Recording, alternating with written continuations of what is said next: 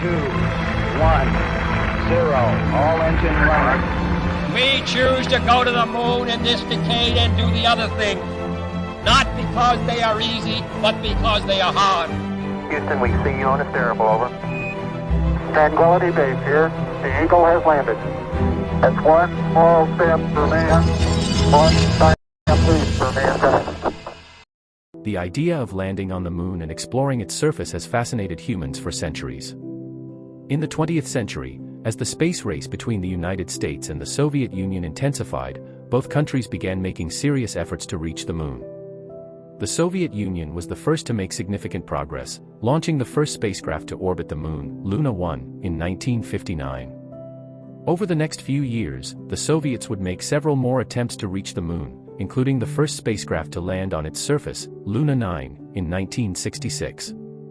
Meanwhile, the United States was working on its own moon landing program, known as Project Apollo. After a series of successful test flights and missions, the Apollo 11 spacecraft was launched on July 16, 1969, carrying astronauts Neil Armstrong, Buzz Aldrin, and Michael Collins. On July 20th, Armstrong and Aldrin became the first humans to set foot on the moon, while Collins orbited above.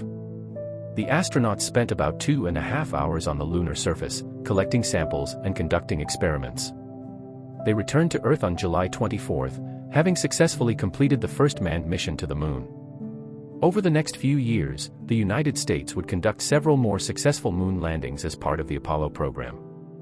In 1972, the last mission, Apollo 17, was launched, and astronauts Gene Cernan and Harrison Schmitt became the last humans to set foot on the moon till date. But an interesting thing to be noted here is the sudden rush into the space missions. The first airplane was flown on December 17, 1903, and then just after 66 years, we were successful on setting foot on the moon. At this rate, we should have colonized Moon by now. But the last manned moon mission took place in 1972, 50 years ago. What happened? Why did we stop going to the moon? Before we look at why humans stopped going on the moon, let's look at why the United States was so desperate to send humans, particularly Americans, on the moon.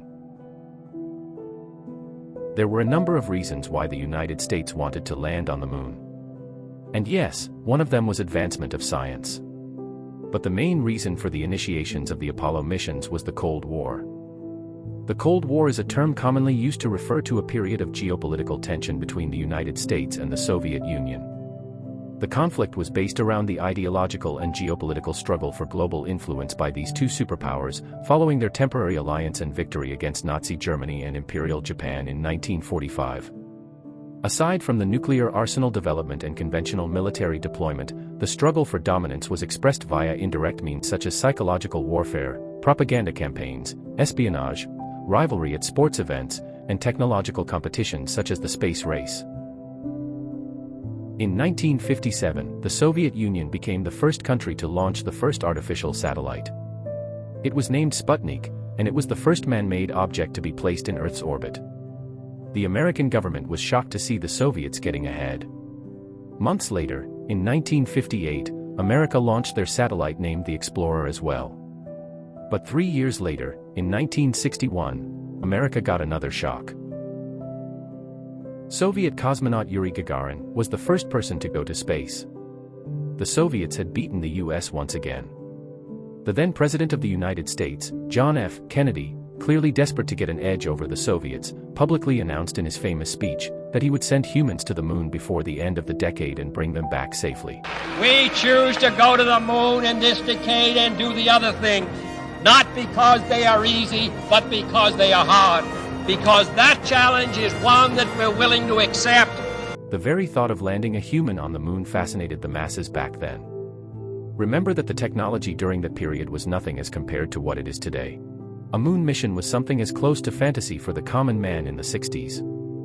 To achieve the moon landing, the National Aeronautics and Space Administration, NASA, initiated the Apollo missions.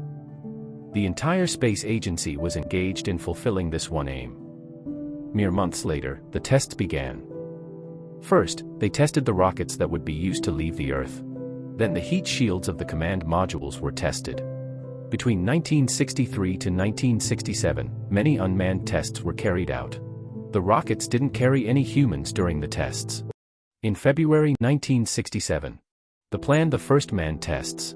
A test in which astronauts will go up to space in the rockets. This was the Apollo 1 mission. But during the tests on Earth, on January 27, 1967, the cabin caught on fire, and the 3 astronauts preparing to go to space died in the fire. After this tragic event, NASA didn't lose courage. Instead, it continued further testing. Apollo 4, Apollo 5, and Apollo 6 were all unmanned missions. For further testing, in October 1968, Apollo 7 mission was launched, and once again they attempted to send humans to space. This was successful. Only 2 months later, in December 1968, Apollo 8 mission was launched, in which 3 astronauts were sent near the moon. 3 months later, in March 1969, Apollo 9 mission was launched. In this, the lunar module was tested, the part of the spacecraft that was actually going to land on the moon. And 2 months after that, in May 1969, was the Apollo 10 mission. In this mission, 3 astronauts had to do almost everything for practice that was supposed to be done in Apollo 11 mission, except actually landing on the moon. Look at the speed with which NASA was launching the missions one after the other. In the gap of 2 to 3 months, a new mission to test the next thing. Finally, on July 16, 1969, Apollo 11 mission was launched. The spacecraft for the mission consisted of a command module, named Columbia, and a lunar module, named Eagle. The lunar module was the part of the spacecraft that actually landed on the moon. Houston, Tranquility Base here. The Eagle has landed. Astronauts, Neil Armstrong and Buzz Aldrin, spent about 2 hours on the surface of the moon. The mission was a huge success, and it was watched by millions of people around the world. Armstrong and Aldrin became the first human beings to set foot on another world. The mission also placed a U.S. flag on the moon, and the astronauts left a plaque on the surface that read, "Here men from the planet Earth first set foot upon the moon, July 1969 AD. We came in peace for all mankind." This was followed by 5 more Apollo missions that successfully landed on the moon: Apollo 12 in November 1969, Apollo 14 in February 1971, Apollo 15 in July 1971, Apollo 16 in April 1972, and Apollo 17 in December 1972. The real reason that no one's been to the moon in nearly 5 decades since is there's no need for it.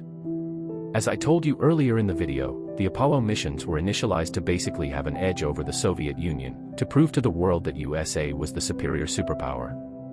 But slowly, the USSR started to disintegrate until its collapse in 1991. There was no other competitor left to compete with. Another reason was the strong criticism from the public and the journals. In January 1962, the New York Times published an article in which they revealed that the money being spent to go on the moon could have been used to build at least 120 Harvard-sized universities. Basically, the main point of criticism was that there were so many problems in the country. Back then America was also facing the consequences of the Vietnam War. So why was so much money wasted on this? More than 400,000 engineers, scientists, and technicians had worked on it, and the total cost back then was $24 billion, which if adjusted for inflation would cost around $100 billion. Initially, it was criticized by journalists only, but by 1972, the average person's fascination with NASA and the moon had ended. They saw the space program as a waste of money. Even though NASA had plans for missions up to Apollo 20, politicians had to heed the citizens, and the money being spent on space programs had to be cut down. In December 2017, former President Donald Trump said that he would increase the funding so that humans could be sent back to the moon by 2024. An important step in returning American astronauts to the moon for the first time since 1972 for long-term exploration and use. This time, we will not only plant our flag and leave our footprint, we will establish a foundation for an eventual mission to Mars and perhaps someday to many worlds beyond. 50 years later, now NASA has made plans again to send people to the moon. NASA aims to get humans back onto the moon by the end of this decade. Artemis 3 is planned as the first crewed moon landing mission of the Artemis program, scheduled for launch in 2025. Artemis 3 is planned to be the second crewed Artemis mission and the first crewed lunar landing since Apollo 17 in 1972. Also, many upcoming superpowers like Japan, India, China, South Korea, and Russia are looking forward to get humans to the moon. Hopefully, we will see a manned moon mission by the end of this decade. Thanks for watching, hope to see you again. Please make sure to like and subscribe to the channel for more informative content like this one. Hope to see you there. Bye.